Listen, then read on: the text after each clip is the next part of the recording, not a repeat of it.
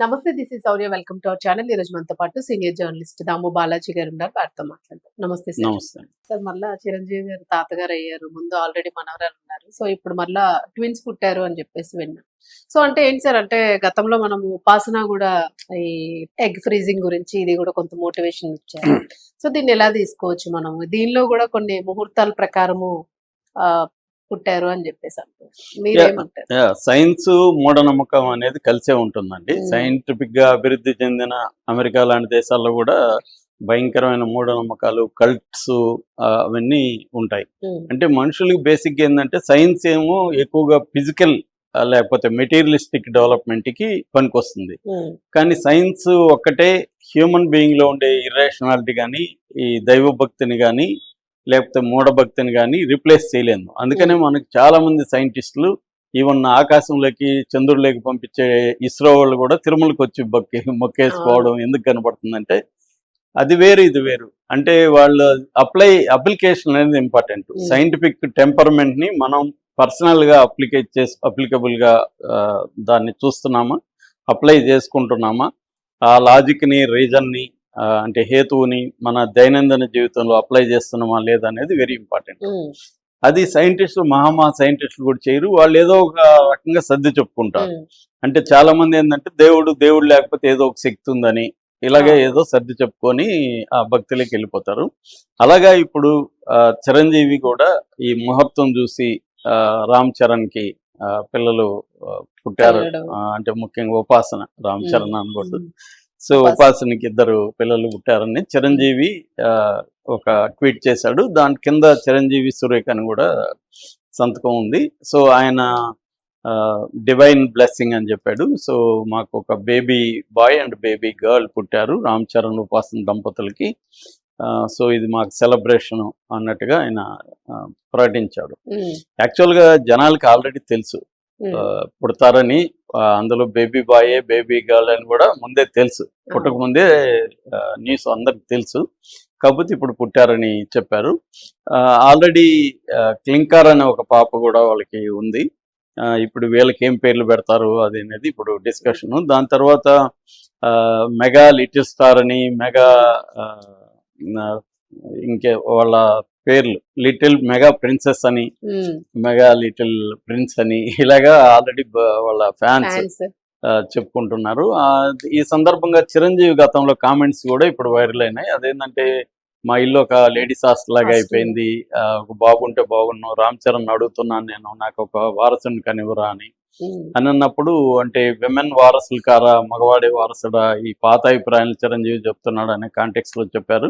కాకపోతే చిరంజీవి అయినా ఎవరైనా ఈవెన్ మగవాళ్లే ఎక్కువ ఉన్నా కూడా ఇదే డైలాగ్ ఉండొచ్చు, మాది మెన్స్ హాస్టల్ లాగా ఉంది, ఒక ఆడపిల్లని ఉంటే బాగుంటది అనే ఫ్యామిలీస్ కూడా మనకు కనబడుతూనే ఉంటాయి.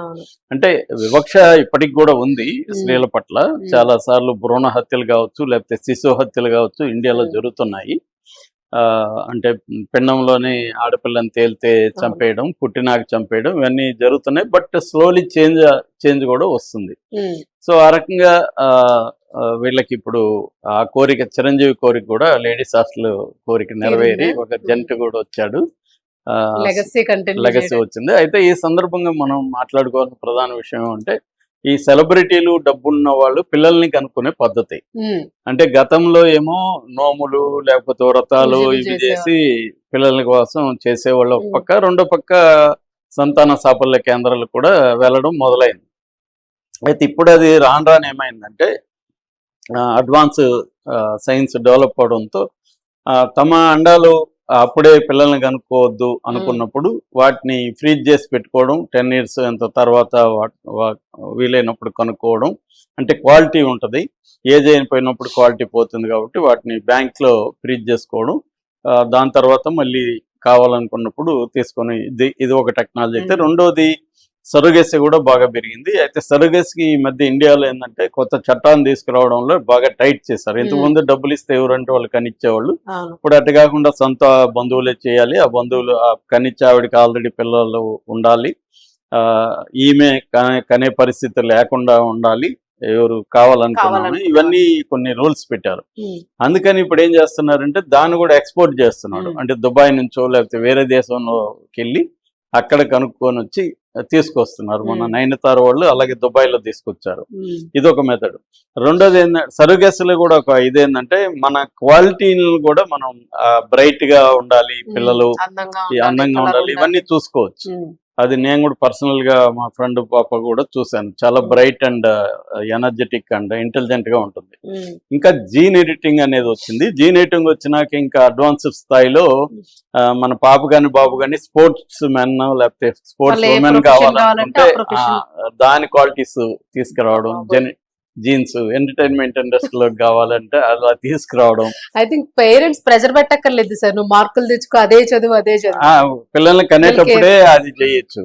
ప్రెజర్ అలాగో మళ్ళీ కూడా ఉంటది అనుకోండి, ఎందుకంటే ఇలాంటి వాళ్ళ మధ్య మళ్ళీ కాంపిటీషన్ వస్తుంది కదా. అదే అదే. అందరూ ఇప్పుడు వీళ్ళు చదివే చోట కూడా ఇలాంటి పిల్లలే ఎక్కువ అవుతారు కదా. మ్మ్. అంటే రాబోయే కాలంలో రిచ్ అండ్ ఈ సెలబ్రిటీస్ కి మొత్తం పిల్లలంతా కూడా వీళ్ళే ఉంటారు, అదే.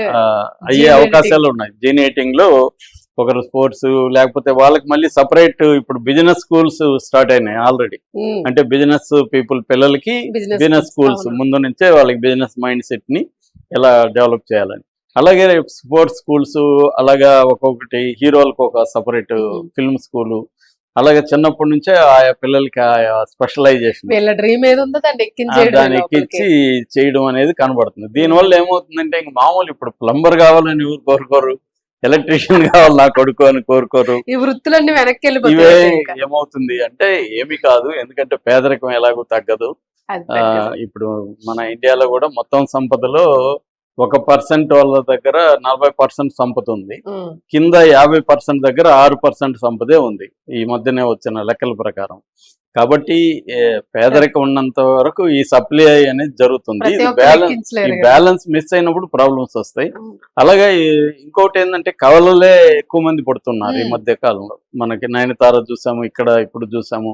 సో ఆ కవలల్లో కూడా కొంతమంది ఏమో ఇద్దరు మగపిల్లలు కావాలని కోరుకునే వాళ్ళు ఉంటారు. ఇద్దరు మగపిల్లలు అయితే చూడడానికి బాగుంటది కావాలని. కొంతమంది ఏమో ఇద్దరు మగాడు ఉంటే బాగుంటదని.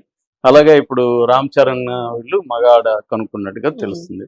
మ్మ్. సో ఈ కల్చర్ అనేది ఇండియాలో కూడా పెరుగుతుంది. ఎందుకంటే ఇండియాలో కూడా అల్ట్రా రిచ్ అనేది ఒక సెక్షన్, ఒక 10 to 20% అల్ట్రా రిచ్ సెక్షన్, అంటే equal to American any global billionaires లేదా మిలియనీర్స్ సెక్షన్ అనేది ఇండియాలో కూడా గ్రో అవుతుంది.